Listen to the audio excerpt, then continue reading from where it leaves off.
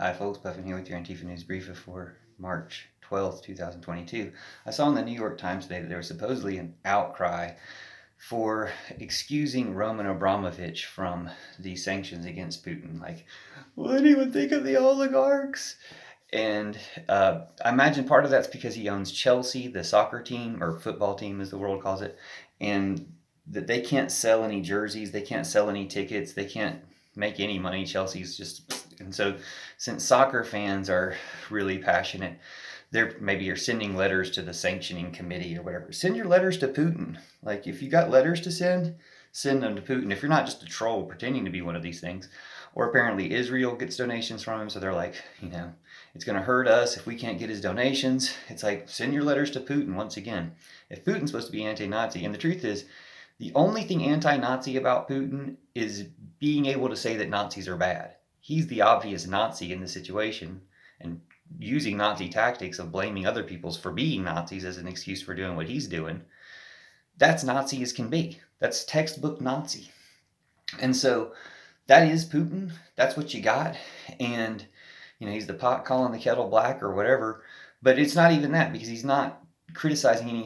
He's projecting his own evil onto others. Now, everything's going to be required to stop him. This article was somehow trying to make people sympathetic to Abramovich by saying, he's done these things to try to make himself Western or make himself appeal to the West, like buying Chelsea and buying multi-million-dollar mansions in Aspen and some other places. Well, Aspen's in Colorado, some other places too, but it made me think Aspen's in Colorado. So people maybe take that over and use it for like helping Ukrainian refugees, like occupy his Aspen multi-million-dollar mansion.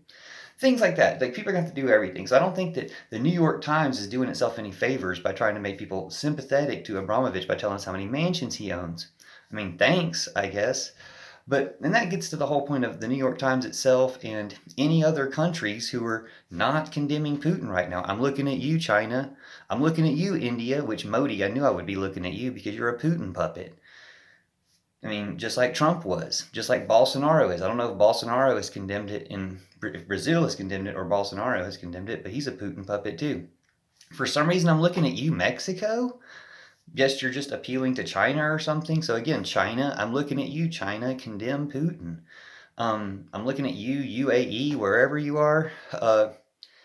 Anybody that's not condemning Putin is going to end up looking bad. But I mean, these media outlets too. Anybody who's supposedly whining about gas prices or whining about inflation or whining about whatever, whine to Putin. Putin's the one causing all the problems. Don't whine to the regulators. Don't whine to the gas pump. Don't whine at Biden. Whine to the. I mean, I got a gripe with Biden though. Arrest Trump. Arrest Putin's USA invader to show him you're not Putin up with his stuff anymore. And until you do till you put Trump in jail, you seem like you're protecting Putin. You seem like that when you won't let jets be sent. But I mean, you got arguments for that. You don't have any arguments for not arresting Trump, honestly. He's still trying to overthrow America, still trying to just do everything Putin wants. So the good thing about Putin, as evil as it all is, that as many people as he's getting killed, both Ukrainians and a bunch of Russian boys he's getting killed, he's murdering all those people in Ukraine and threatening to murder millions and millions, billions more. But the only good thing about that is all the evil has lined up. So do not line up with Putin. You'll see my video on YouTube. No one cries when a Death Star full of Nazis dies.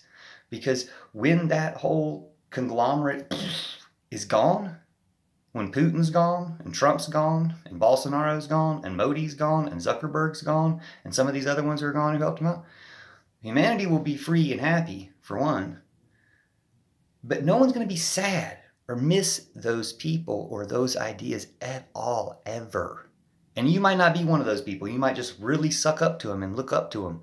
But your ideology, your ideas, what makes up you, will not be missed.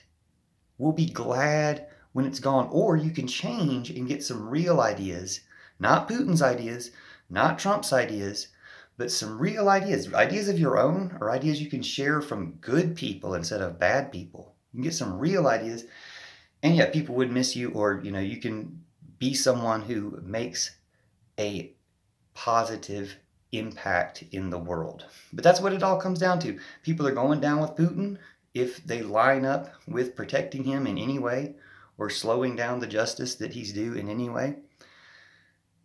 That's it. And everybody else will be free of them.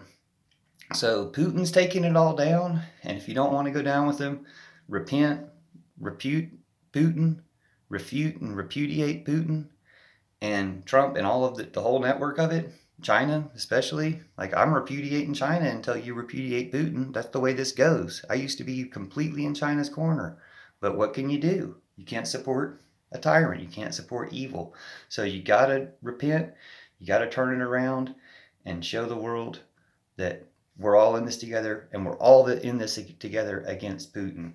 So sorry, billionaires, or sorry, oligarchs. No one cares that you can't make any more money off your soccer clubs or that people took over your mansions. We're only cheering on the people. We're no longer cheering on the tyrants. Thanks for watching, sharing. Love you forever. See you soon.